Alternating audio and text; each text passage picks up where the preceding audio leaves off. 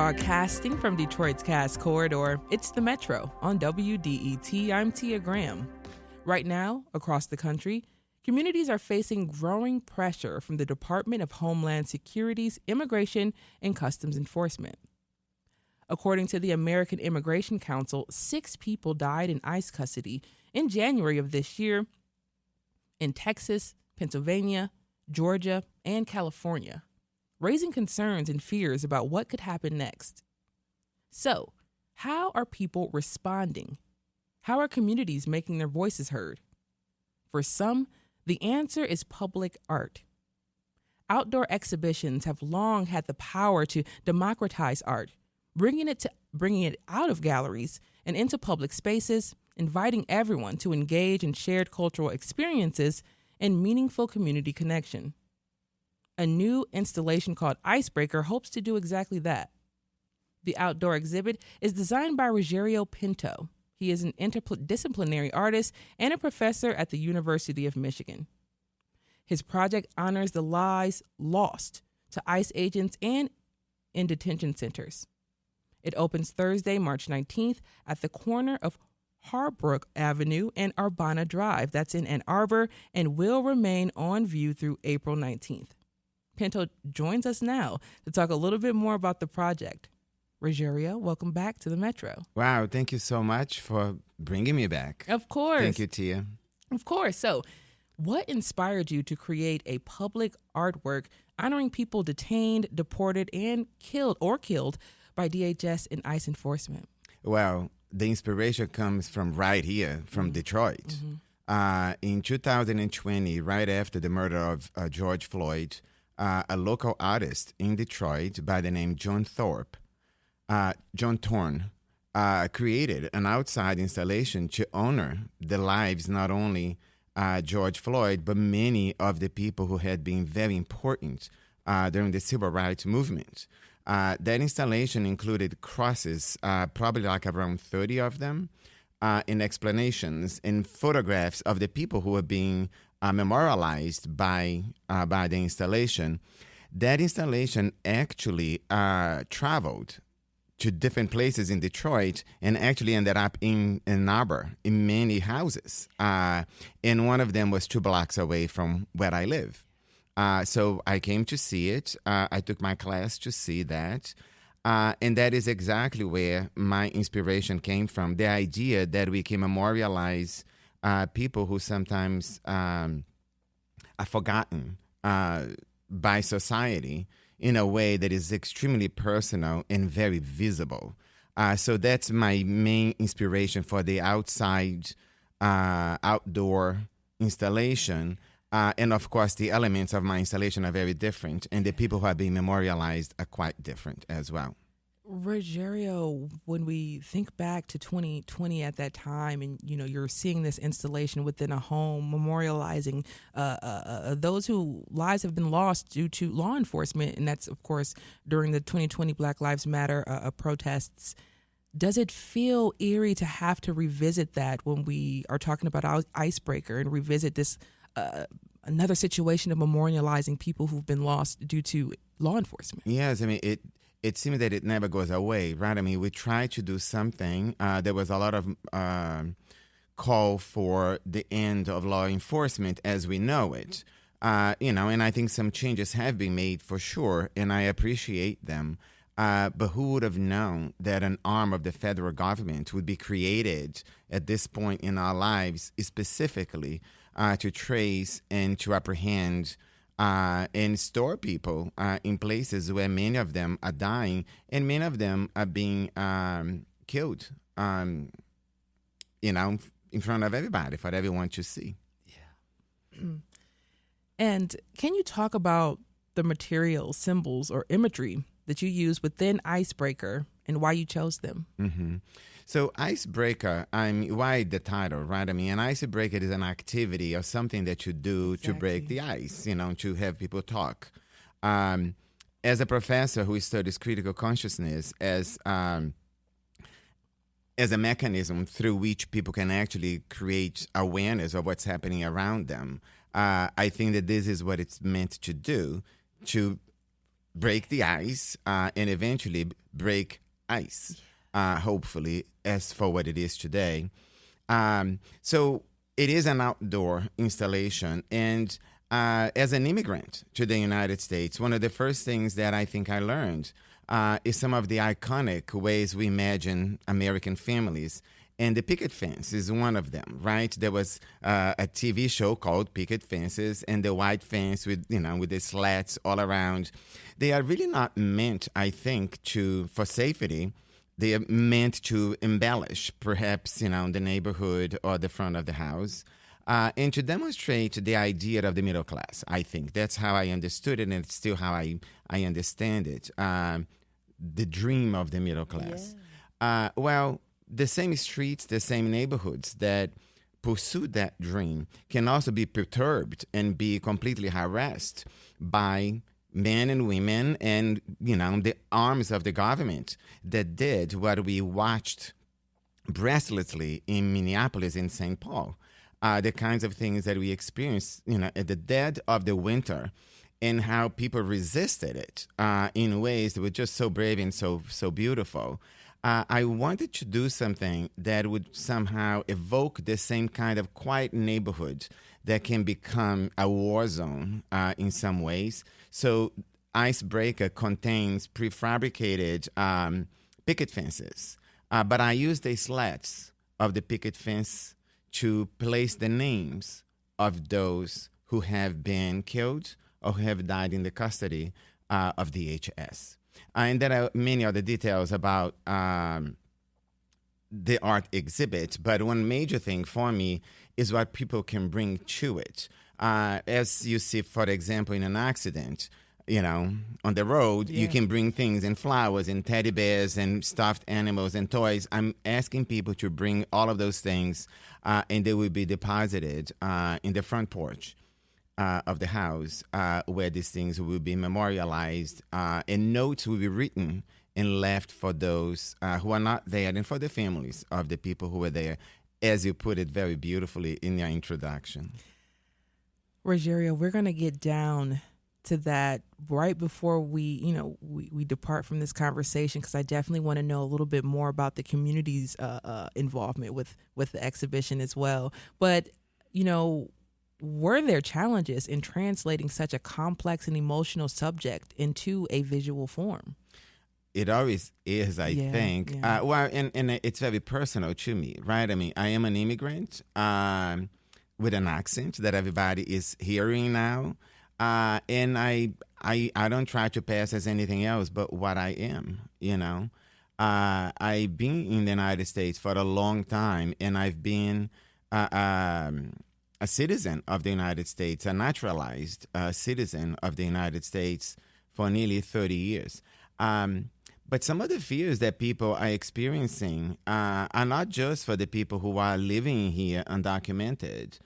It is for anyone who has come from any other place. And as we saw in Minneapolis, it's not something that is only pursuing people who may harm us. It's actually pursuing the people who are helping us, the people who are babysitting for our families, the people who are caring for our parents in the nursing home, the people who are working in the hospital, and those who are actually filming and documenting the horrors that are happening across the United States.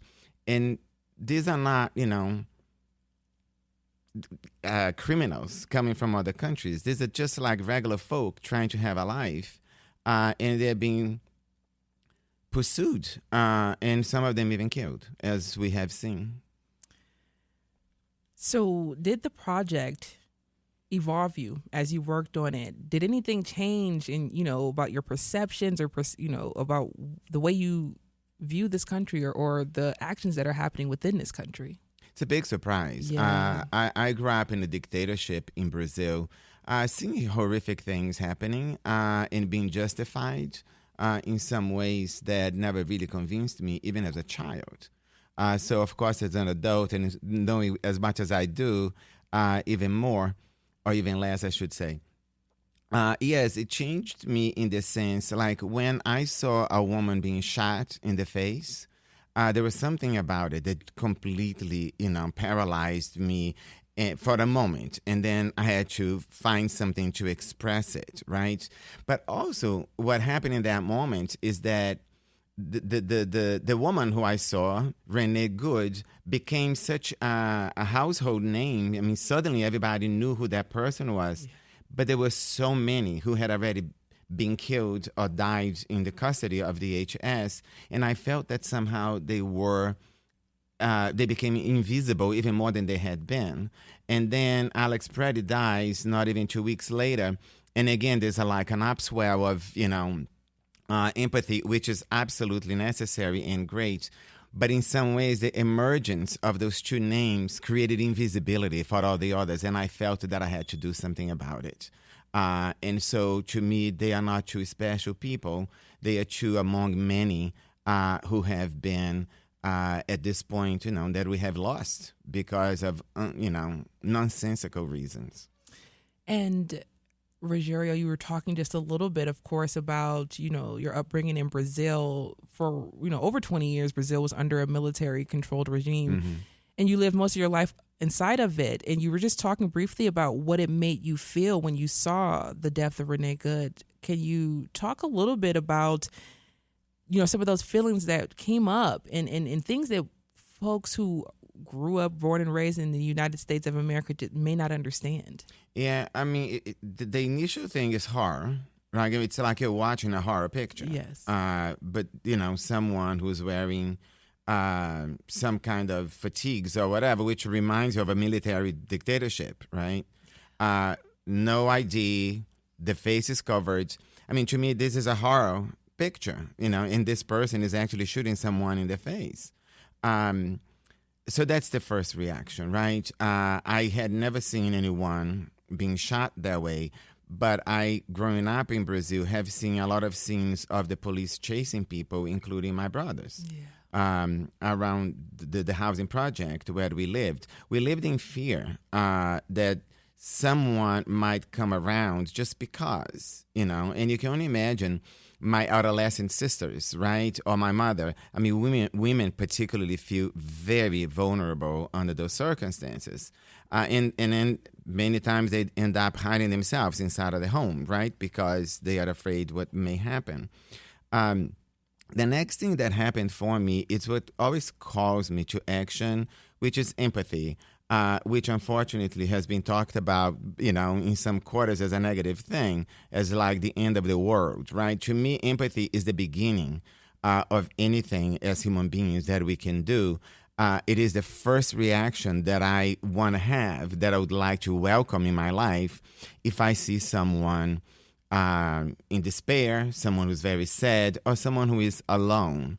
And in the case of the people who have died in custody or killed by, these people, died alone. I mean, one man, a blind man, died frozen, in the middle of the road somewhere, or on the side of the road somewhere. There's a level of aloneness and loneliness that comes up for me that I cannot tolerate. Mother Teresa actually based a lot of the work that she did on this concept that she hated to see people lonely, particularly die in loneliness. And she explains her work as being, taking care of that. I'm not saying that I'm doing what she did, yes, but that's the kind of feeling that comes up for me. It's the feeling of horror and then the feeling of response. So, Rogerio, number one, you're listening to The Metro. I'm Tia Graham on WDET. Our guest is Rogerio Pinto, professor of U of M and the artist behind ICEBREAKER, a public art installation honoring the lives lost to ICE enforcement this year. Now, Rogerio, are you suggesting the events in Brazil are similar to the actions in our current political climate? Not at all. Okay. I think that a military coup is not the same that's happening in the United States. But the effect of what's happening in the United States are very similar to what I have witnessed growing up in Brazil under the dictatorship. Yeah. There are different ways different countries can get to a point where people begin to feel afraid of the government that actually leads them, supposedly. And so there are many ways one can get there. Yeah. I think the situation that we have today is one of tremendous cruelty. Yeah. What we are talking about comes out of cruelty, and it is a moment where cruelty seems to have become the very objective. It's not just, the outcome of something. It's what's being used to make a point and to subjugate people, as it has happened in the country before. I mean, this is not new for people who live in black communities, people who are members of the black community. This kind of terror has been visiting black communities from the very beginning of this country, and it's still doing. It's just the populations that are under this terror attack have morphed into a larger population that includes immigrants, some of them who actually call themselves white, who identify as white, and actually white communities. So the horror that I was talking about is not something new to the United States. I think this is what this has been all along. It's just that it has expanded now to different communities.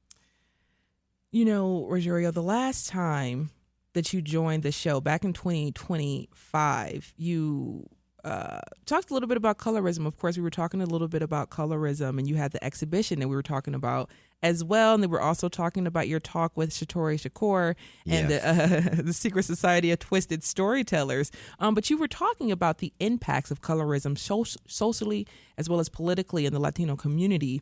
How does that impact immigration and who's targeted by ICE agents? Well, I mean, we know from the way the Supreme Court has made decisions in the past, it is okay for ICE to literally apprehend someone because of the way they look or the way they speak. So you have this incredible situation happening where legally these individuals have been told a few things. The Supreme Court said that it's okay to profile people in order to apprehend them. And leaders have said that the people who are actually doing the work, ICE agents, that they are immune to any kind of prosecution. So you have a situation where there's very little or no guardrail whatsoever around this situation, where you have people who might be very good parents and good husbands in whatever situation that they have, but as a group, they are certainly not doing the best thing for us, clearly not for immigrants. And immigrants who are more obvious because of the way they look or because of the way they talk will be the ones who will be picked up much sooner than later. But that doesn't mean that others will not be picked up. I mean, we saw clearly white American citizens being killed in front of cameras.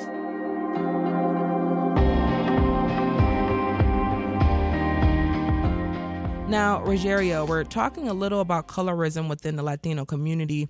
Latinos, Black people, or any person of color living in the U.S., we have to deal with respectability politics. It's the idea that if we act a certain way or walk a certain way or talk a certain way, we'll avoid racism or microaggressions.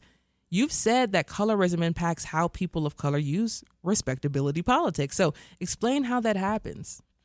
Well, I think that, there are just so much within colorism, right? Mm-hmm. Because that is mostly speaking about the skin color. And many people, like myself, who's one of their parents might have had darker skin, I happen to have lighter skin. So clearly the way I walk around and how I am perceived is different from someone who has a skin that is much darker than mine. And so we walk around and live life, even if we do exactly the same things, we are perceived differently, right? When you compare one person to the other. And people may make judgments based on how much melanin they see in one's skin, how curly somebody's hair might be. But that also is also cultural, right? It's how somebody drives a car, how someone wears a particular kind of clothing, or the shoes that they like to wear. It is an impossible thing. The idea that one can pass as anything but what it is that they are, it is something that people can try, and I don't recommend because I think it's just completely exhausting. Yes. And I think it's best to use the energy that one has not to play politics of colorism or of color or whatever it is, and just be who you are. I mean, that's to me the best way to go.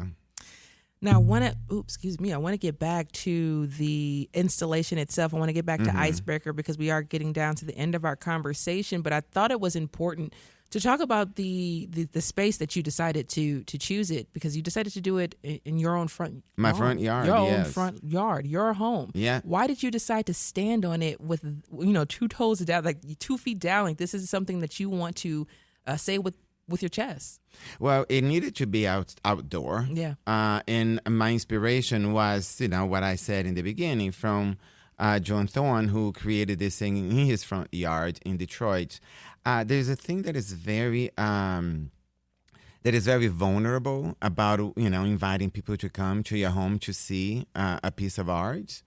There is something that is very compelling by sharing the space and letting people know that we may share some values when we come together to this front yard for this particular reason. Even people who may live right around my street, that we have never done anything like that together. This is an opportunity for us to come together and to show what it is that we are about.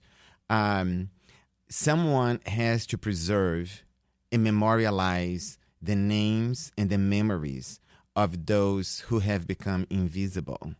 It took me many sources. I mean, I'm down to like 12 or 13 sources of newspapers and podcasts and things that I have to keep up with to know what the names are. Because if you go to the ICE website, they have 90 days to put the names there. Congress gives them 90 days. But at this point, with so much disinformation and there's so much that's being hidden from us, I don't know how accurate, the list actually is. So I try to keep this list, updated as best as I can. You announced 6 people from your source in 2026. I have 13. And that's exactly what the website has, about 6 right now. Yeah. So it's like, because every day there's something, coming up. And what the nice thing that is happening is that some people are bothering to actually tell their stories. And so you can get to know some of the people a lot better. And I think they had to be in the house. It had to be in a place. It's a little weird.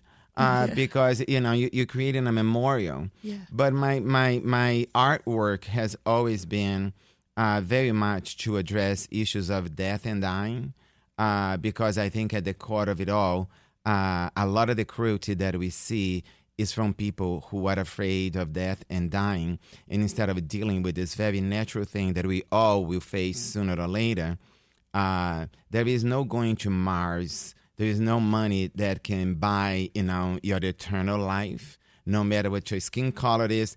And so long as we have groups of people who are not dealing with those things, I think it's easy for cruelty to come up, because you feel more alive when you actually kill somebody. You feel more alive because you're destroying the livelihood of another person. And some people, unfortunately, really enjoy that sadistic kind of cruelty. Now, my last question here to you actually is about the names that you have listed there on that piece of paper. If you could give us like 10 of those names, and then we'll get on out of there. Okay, so I want to make sure that there are 38 from actually, 2025. We can only get like 2 names in there really quickly, and then we got to get out of the conversation. I'm so sorry, Rogerio. Okay, we can say Marie Ange Blaise, Jesus Molina Vea, and those that we already know, Rene Good and Alex Preddy. I will make sure to take the names from that list and add them to our web post that you all will be able to find at WDET.org. This is the Metro. I'm Tia Graham. I've been speaking with Rogerio Pinto, a University of Michigan professor of social work, and as well the creator of ICEBREAKER, which is an outdoor exhibition that will launch Thursday, March 19th at the corner of Harbrooke Avenue and Arbana Drive in Ann Arbor. This is right on your front lawn. It will be there through Sunday, April 19th. Rogerio, thank you so much for joining me today. Oh, thank you so much for having me here.